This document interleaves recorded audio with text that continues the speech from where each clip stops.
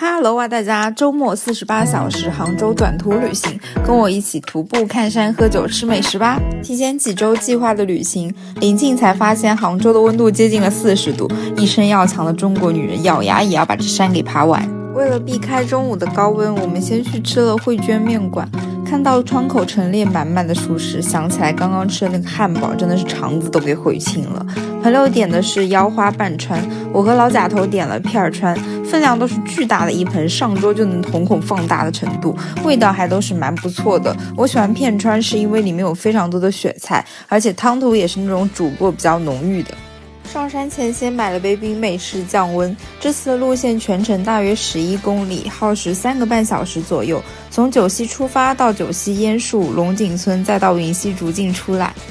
九溪18涧的路相对比较平坦宽敞，途经的也是很多绿树遮掩，反而体感温度比较舒适了。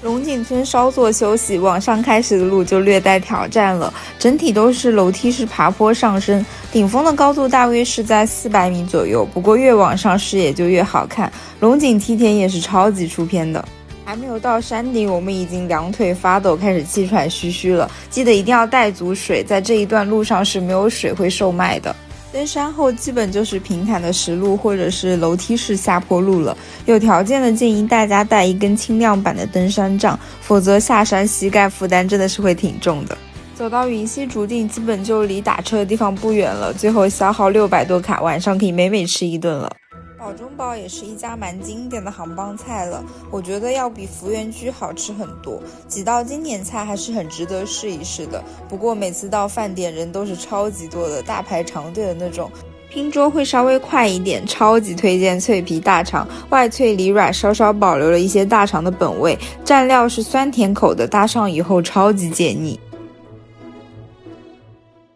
快乐的周末夜生活才刚刚开始，选了一家酒吧小酌2杯，前2年就来过了药剂师，没想到现在依旧是很有人气。第一杯咖啡菲式酒精度较低，甜感比较强，第2杯山楂威士忌就很有记忆点了，山楂散发出轻微的中草药香气，我特地让调酒师做了一杯高酸低甜的，完美卡在了我的喜好上。